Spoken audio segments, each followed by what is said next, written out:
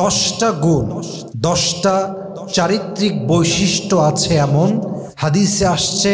এই 10টা গুণ যে নারীর মধ্যে পাওয়া যাবে সে প্রিয় বান্দি হবে এক সত্তার।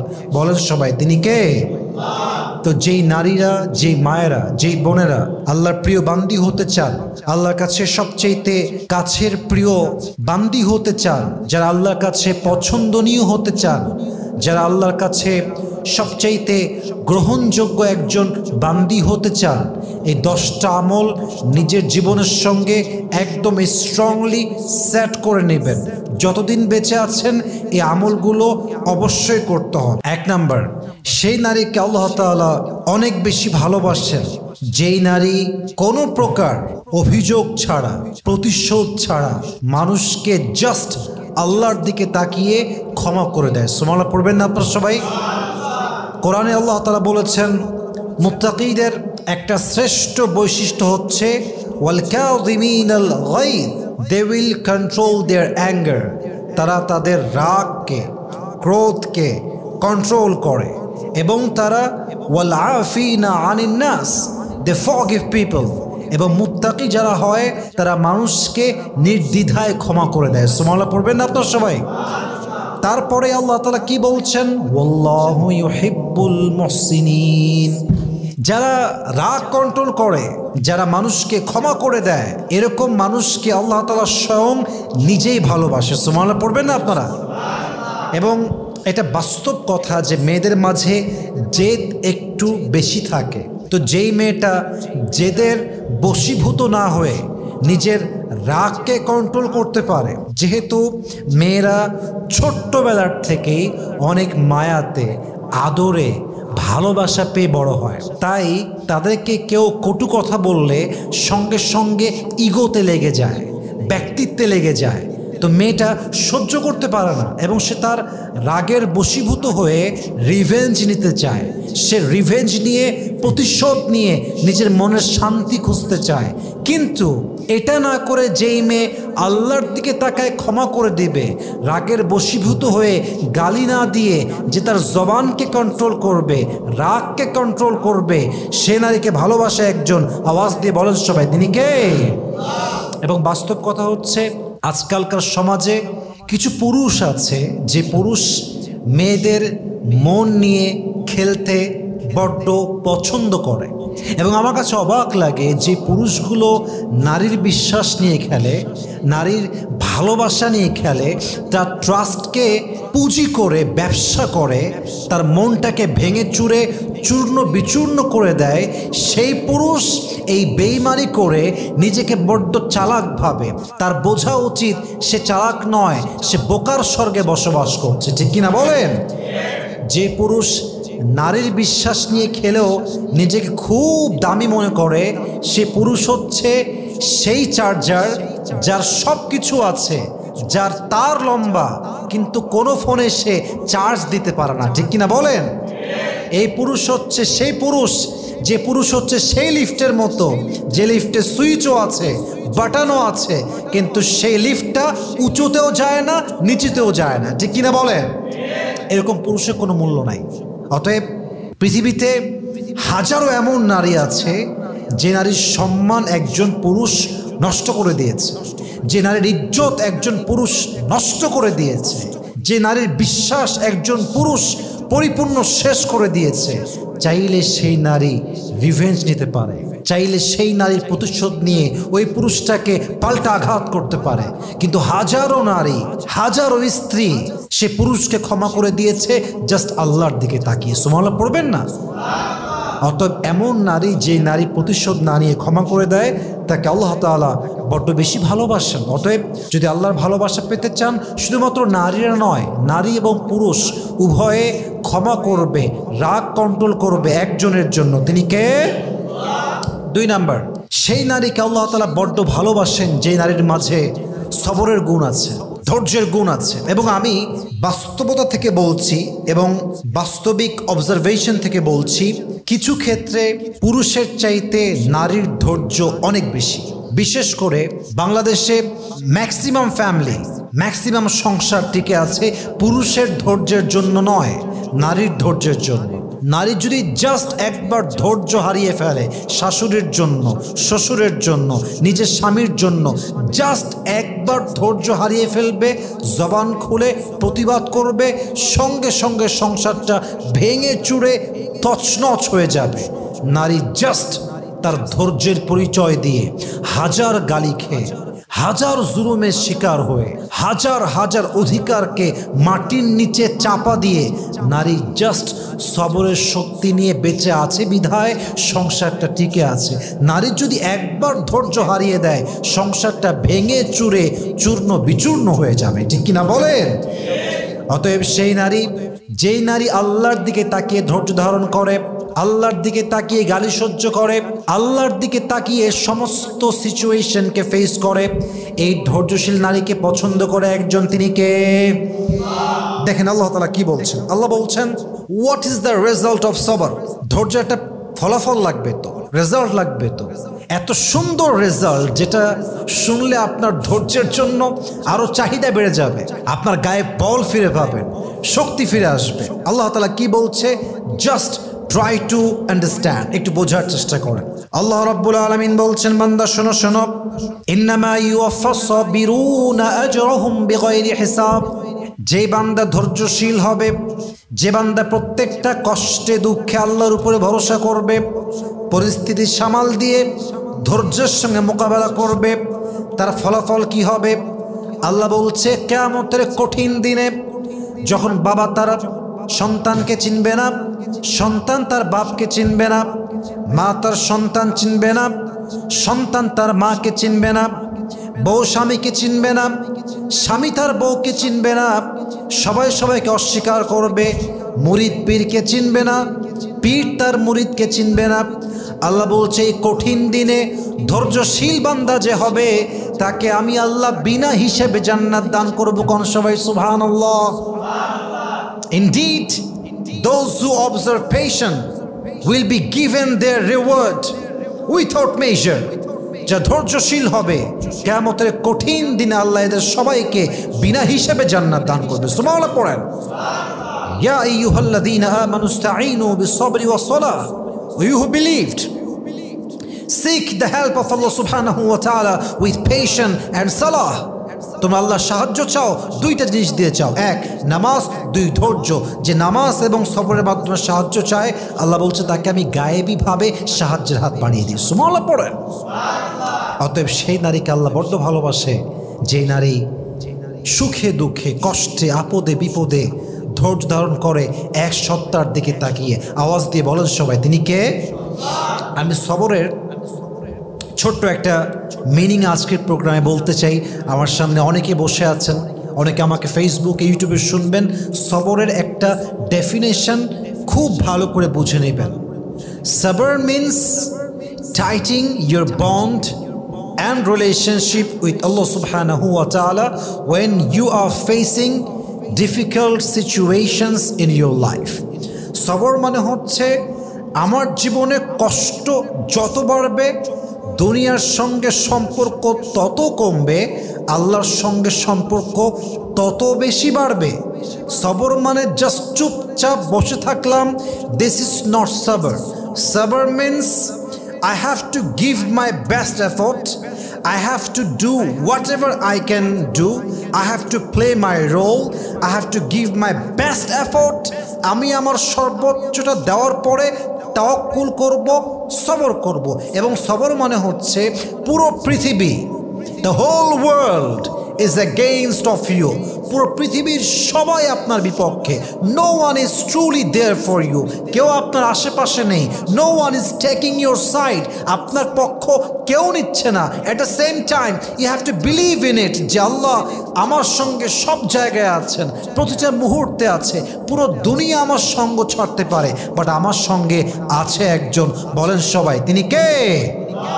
It includes aspects of being self-disciplined and remaining spiritually steadfast when you are facing so many problems, difficult situations, all the circumstances that you are facing right now in your life.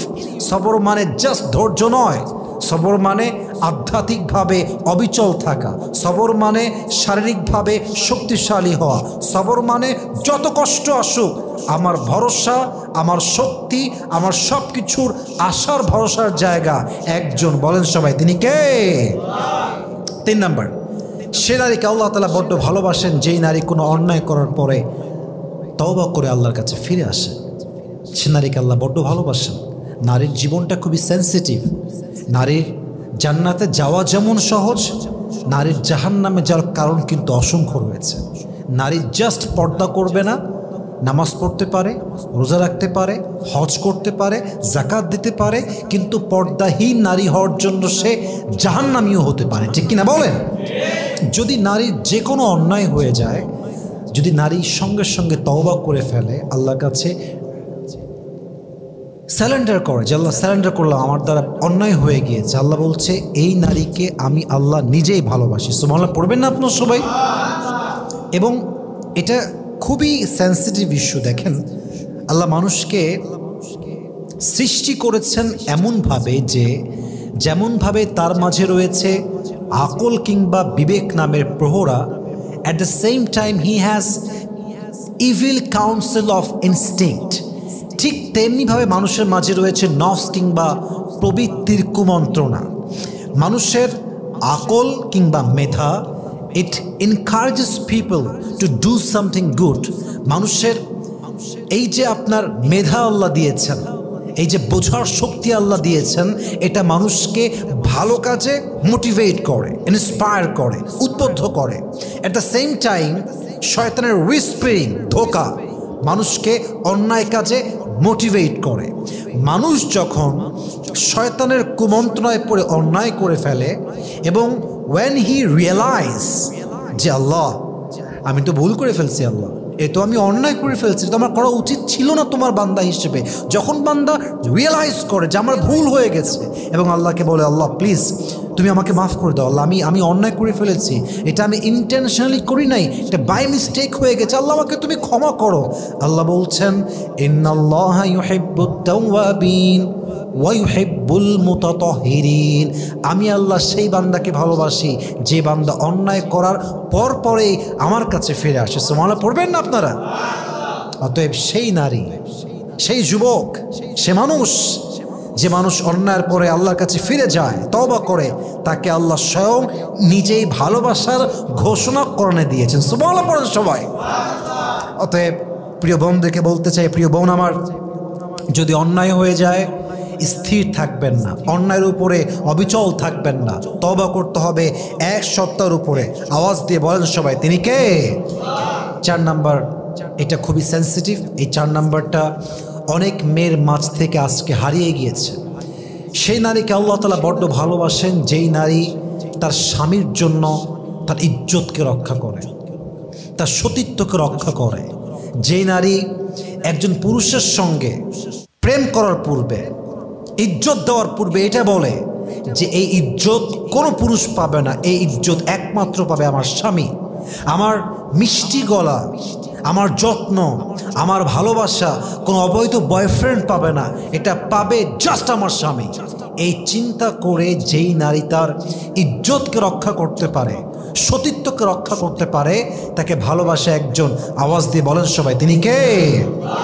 একটা কথা বলতে I am feeling so shy, but this is the reality and I have to talk about the reality what's going on in the society. This is my responsibility that I should talk about on this matter. যা ঘটছে তা আমাকে বলতে হবে, চাই মানুষ আমার উপর রাগ করুক কিংবা খুশি হোক, এটা আমার দায়িত্ব বলা। একজন মেয়েকে যদি কোনো অফিসের বস বলে যে আমি তোমাকে 5 কোটি টাকা দেব এবং এই অফিসে একটা ভালো পোস্টে জব দিব, একটাই শর্ত, আমার সঙ্গে 1 রাত থাকতে হবে, শুইতে হবে। নাউজুবিল্লাহ, আমি বলতে খুব ইতস্ত বোধ করছি, খুব শাই ফিল করছি এবং অত্যন্ত লজ্জাবোধ থেকে আমি কথাগুলো বলছি। তো সেই মেয়েটা কখনো রাজি হবে না, বলবে আমার জব দরকার নাই, আমার ইজ্জতটা আমার কাছে দামি। ঠিক সেই মেয়েটা, যেই মেয়েটা টাকার কাছে ইজ্জত বিক্রি করবে না, যে মেয়েটা কোটি টাকার বিনিময়ে ইজ্জত দিতে চায় না, সেই মেয়েটা তার বয়ফ্রেন্ডের 2-1টা মিষ্টি কথা, তার বয়ফ্রেন্ড কয়েকবার রেস্টুরেন্টে নিয়ে গিয়ে খাওয়াইছে, কয়েকটা মিষ্টি আলাপ দিয়েছে, বিয়ের প্রলোভন দিয়েছে, সেই মেয়েটা জাস্ট কয়েকটা মিষ্টি কথার জন্য বয়ফ্রেন্ডের কাছে স্বামীর পাওনা সবচেয়ে দামি সম্পদ, সবচেয়ে দামি জিনিস ইজ্জতটা বিলীন করতে একটা মুহূর্ত ভাবে না। ঠিক কিনা বলেন? এ কথা কে বলবে? এ কথা কে বোঝাবে যে একজন নারীর জীবনে তার সতীত্ব সবচেয়ে বড় দামি সম্পদ, তার ইজ্জত সবচেয়ে বড় দামি সম্পদ। একজন পুরুষ যে শান্তি চায় সেই শান্তির নাম হচ্ছে পবিত্রতা। একজন পুরুষ তার স্ত্রীর মাঝে সবচেয়ে গুরুত্বপূর্ণ জিনিস চায় চরিত্র, তার ইজ্জত, তার সম্মান। যখন পুরুষ বুঝতে পারে যে এই মেয়ে বিয়ের আগেই ইজ্জত নষ্ট করেছে, সতীত্ব নষ্ট করেছে, তখন সেই পুরুষ তার স্ত্রীর প্রতি ন্যূনতম সম্মান প্রদর্শন করতে পারে না। ঠিক কিনা বলেন যুবক ভাইরা? অতএব সে নারীকে আল্লাহ তাআলা ভালোবাসেন। ফাসসালিহাতু কানিতাতুন হাফিযাতুন লিল গায়বি বিমা হাফিযাল্লাহ। যে নারী তার স্বামীর অনুপস্থিতিতে ইজ্জতকে রক্ষা করে, সতীত্বকে রক্ষা করে, সে নারীকে ভালোবাসে একজন। আওয়াজ দিয়ে বলেন সবাই, তিনি কে? অতএব আমার বোনদেরকে বলবো, প্লিজ সতীত্বকে রক্ষা করেন, ইজ্জতকে রক্ষা করেন। আল্লাহ প্রত্যেকটা মা বোনকে বোঝার তৌফিক দান করুক। পড়েন সবাই আমিন। 5 নাম্বার, সে নারীকে আল্লাহ তাআলা বড্ড ভালোবাসেন যেই নারী গীবত করে না, জবান দিয়ে কারো নামে বদনাম করে না। এরকম নারী পাওয়া খুবই রেয়ার যে বদনাম থেকে বেঁচে থাকে। ইভেন আমার তো মনে হয় 3-4 জন নারী, ভাবিরা, মামিরা, খালারা, মহিলারা একসঙ্গে হইলে 10টা কথার মধ্যে 8টা কথাই হয় মানুষের বদনাম আর গীবত নিয়ে। ঠিক কিনা বলেন? আল্লাহ তাআলা বলছেন, ওয়ালা ইয়াগতাব বা'দুকুম বা'দা, তোমরা একে অপরের নামে গীবত করো না, বদনাম করো না। অতএব সে নারীকে আল্লাহ বড্ড ভালোবাসেন যেই নারী গীবত থেকে বেঁচে থাকে। পড়েন সবাই সুবহানাল্লাহ। 6 নাম্বার, সে নারীকে আল্লাহ তাআলা বড্ড ভালোবাসেন যেই নারী তার স্বামীর প্রতি আনুগত্যশীল এবং সাপোর্টিভ। দেখেন, যেই নারী তার স্বামীকে খুশি করতে পারে না, যেই নারী তার স্বামীকে সাপোর্ট করতে পারে না, আমি তাকে নারী মানতেই প্রস্তুত না। নারী মানেই হচ্ছে কোমল হৃদয়ের, নারী মানেই হচ্ছে আনুগত্যশীল, নারী মানেই লজ্জাশীল, নারী মানেই স্বামীর চোখের শান্তির জায়গা, নারী মানেই পুরুষের চোখের এমন এক জায়গা যেই জায়গাতে পুরুষ এটা ভাবে যে পৃথিবীর কোথাও আমি শান্তি পাবো না, বাট আমার নারীর কাছে, আমার ওয়াইফের কাছে আমি শান্তি খুঁজে পাবো। এটাই শান্তির ঠিকানা, এটার নামই হচ্ছে আসল নারী। ঠিক কিনা বলেন? যেই নারী খারাপ সময় আসলে সাপোর্ট দেওয়া বাদ দিয়ে স্বামীর বিরুদ্ধাচরণ করে, স্বামীর এগেনস্টে যায়, স্বামীর হাত ছেড়ে দেয়, আনুগত্যশীল যেই নারী নয়, সে নারীকে আল্লাহ ভালোবাসেন না। অতএব যদি আল্লাহর ভালোবাসা পেতে চান, আপনাকে আপনার স্বামীর জন্য সাপোর্ট দিতে হবে, স্বামীর জন্য সাপোর্টিভ রোল প্লে করতে হবে, স্বামীর জন্য আনুগত্যশীল হতে হবে। আল্লাহ মেয়েদেরকে বোঝার তৌফিক দান করুক। পড়েন সবাই আমিন। 7 নাম্বার, যেই নারী তার দৃষ্টিকে সংযত রাখে, পরপুরুষ দেখলে চোখটা নামিয়ে রাখে, সে নারীকে ভালোবাসে একজন। বলেন সবাই, তিনি কে? আজকালকার মেয়েরা বোরকা পরে, হিজাব পরে, নেকাব পরে, সব পরে, বাট পর্দার ভেতরে চোখ দিয়ে পরপুরুষের দিকে লালসার চোখে তাকায়। এরকম মেয়ে বলেন তো সবাই আছে না নাই? আল্লাহ তাআলা বলছেন, ওয়াকুল লিল মুমিনাতি ইয়াগুযুদনা মিন আবসারিহিন্না ওয়া ইয়াহফাযনা ফুরুজাহুন।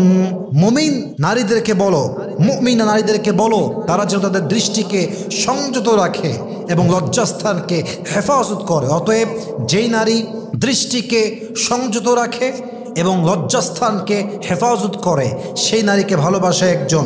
বলেন সবাই, তিনি কে? 8 নাম্বার, সে নারীকে আল্লাহ তাআলা বড্ড ভালোবাসেন যেই নারী পাবলিক প্লেসে পারফিউম ইউজ করে না, সুগন্ধি ইউজ করে না। একজন নারী জাস্ট তার স্বামীর জন্য পারফিউম ইউজ করবে।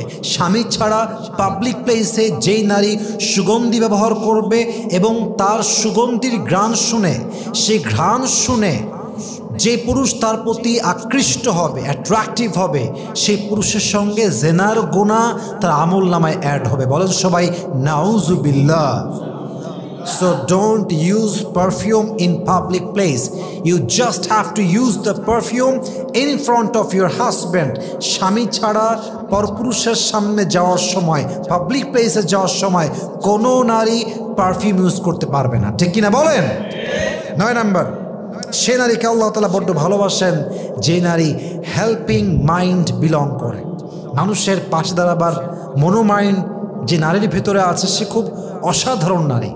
আপনারা জানলে অবাক হবেন, এমন অনেক মেয়ে আছে যেই মেয়েদের টাকা পয়সা কম হওয়ার জন্য তারা বড্ড আফসোস করে যে ইস রে, যদি আমার টাকা থাকতো, যদি আমার কয়েক কোটি টাকা থাকতো, আমি এই মানুষটার সাহায্য করতাম, এই মানুষটার কষ্ট দুঃখ আমি দূর করে দিতাম।